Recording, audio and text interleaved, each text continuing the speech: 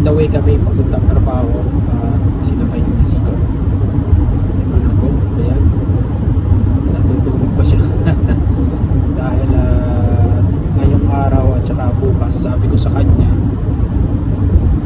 mag-isang sasakyan na lang muna tayo para makatipid tayo ng fuel. Kaysa driving ako gamit tong isang sasakyan na to, at saka gamit din niya yung isang sasakyan.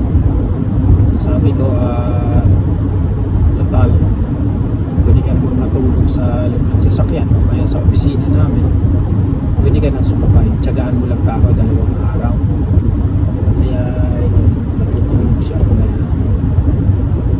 medyo against the ano tayo ngayon, araw, sa lubog tayo. Kaya baba natin itong visor. So while driving guys, total hindi ko naman hinahawakan yung aking phone. Nagbibideo tayo. Usapang ano tayo, mga kauragan, mga idol.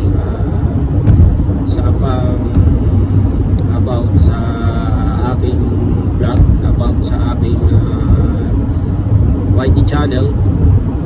Dahil kahapon lang may napansin ako sa aking FB na mayroon palang message requested.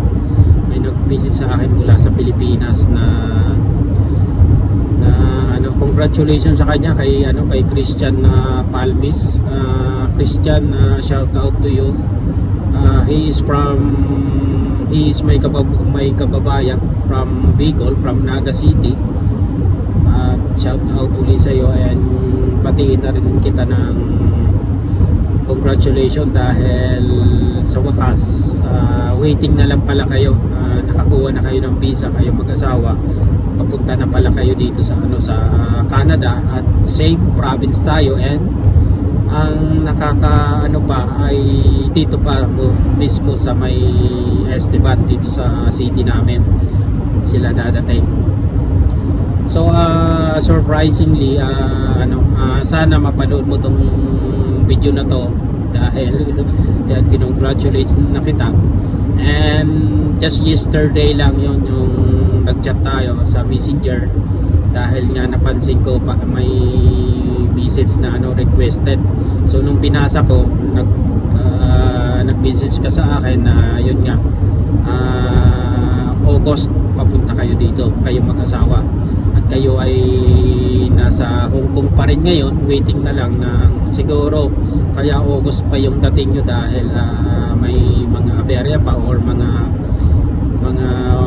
inaantay pa kayo na dapat isettle baka dyan sa bansang Hong Kong at saka sa Pilipinas. So Christian, shout out uli sa'yo. Ayan, kababayan mula sa Naga City.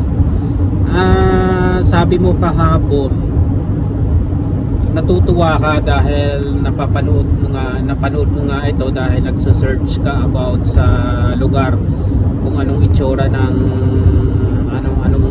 ng Esteban. At sabi mo sa akin, marami akong natutulungan na kababayan na mga papunta dito sa Saskatchewan, lalo na dito sa city namin sa Esteban.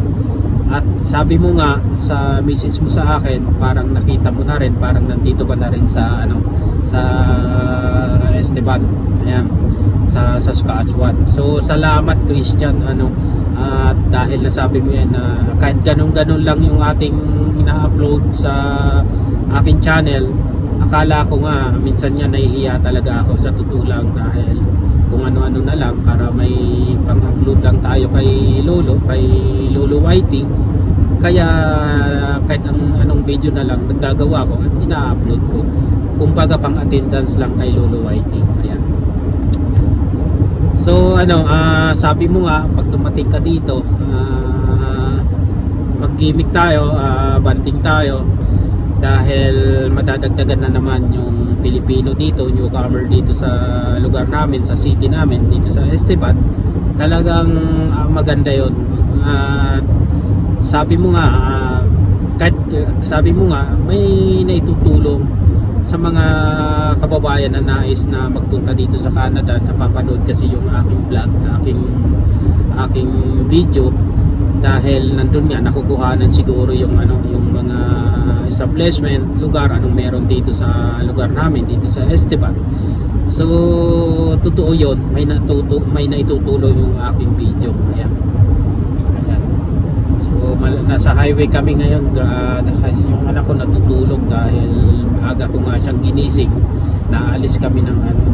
Umalis kami ng bahay ng 5:20 AM at magka-clock in kasi ko ng 6:30 AM. At siya naman, anak ko, alas 8 pa ang start ng kanyang trabaho sa amin. Ayan, magkatrabaho kami. So continue natin mga idol, mga kaurago. Hindi lang si Christian Palmes ang nag-visit sa akin yan. Meron din na siguro mga 3 months ago na nandito na rin yung isang nag-visit sa akin dahil yung asawa nga niya, sabi niya nagtatrabaho na daw dito sa amin, dito sa Esteban, and then parating daw sila mag-iina. At nag-visit siya sa akin na baka daw matulungan ko yung kanyang asawa na maghanap ng kanilang matitirahan o bahay or apartment na titirahan nila. At pasensya na kung mapanood mo man ito at nakita ko yung message mo, alam ko kung mapanood mo to, ikaw yung tinutukoy ko na nandito ka na rin sa amin sa Esteban, na ikaw yung nag-message sa akin na nagpapatulong nga kung baka daw matulungan ko yung husband mo na makahanap ng inyong apartment. Pasensya na talaga dahil nakaraang linggo lang nakita ko yung mensahe sa akin na ganun din yung nangyari kahapon na mayroon palang message requested, hindi ko lang napansin. Ayan. Pag hindi mo pa kasi naka-add or hindi mo pa friend sa FB, talagang iba yung pupuntahan ng message. Kumbaga magkakaroon muna ng message requested. So hindi natin napansin yun, pasensya na. At yun nga, nakita ko yung profile pero hindi pa rin ako na friend request na nandito nga kayo sa Esteban. Congratulations, belated na nandito na pala kayo, magkakasama na kayo ng iyong ng asawa mo, nandito na rin yung mga anak nyo. Talagang ayos na ayos. Tulad nga rin ng sabi nito, napapanood din daw yung aking YT channel sa Pilipinas at para na rin silang nakarating, nandito na rin sa lugar namin. Ayan. Tulog pa rin yung sigaw. At meron pang isa, nabanggit ko na rin dati na isa rin na napapanood din daw yung aking video.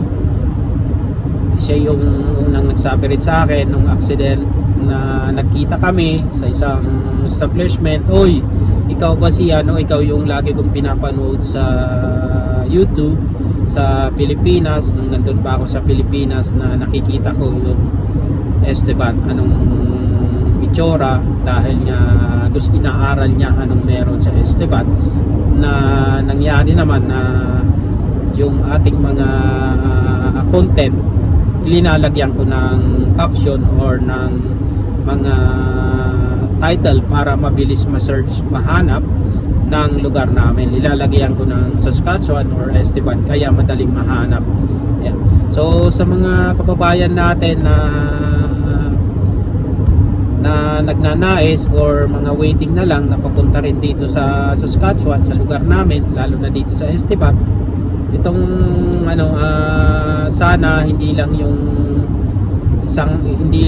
yung kababayan natin na tulad ng sabi ko na nag-message lang kahapon, sana marami pang iba na makatulong kahit ganun-ganun lang ang ating ina-upload, makatulong sa inyo mga kababayan, mga kauragon, na kung kayo ay inaaral nyo anong itsura ng lugar na pupuntahan nyo dito sa Saskatchewan, lalong-lalo na dito sa Esteban, ay makatulong kahit papaano dahil pinapakita ko may nakukuhanan ng mga background na view na dito sa amin, dito sa Esteban. So yun lang mga kauragon, mga idol, at tayo ay driving. pagpasensyahan nyo na dahil naisipan ko lang habang nagdadrive kasi ko naisip ko yung nag-message sa akin kahapon si Christian. Ayan, see you in August, Christian Palmis, taga Naga City. At nakwento ko rin sa kanya, nagkakailan-ilan na rin dito yung mga taga Bicol, at madadagdagan na naman yung ating newcomer dito sa sa lugar namin dito sa Saskatchewan, Esteban. So wait ko na lang na magkita tayo, mag-meet tayo. Sabi ko nga sa kanya, pag nandito ka na, mag-vlog tayo.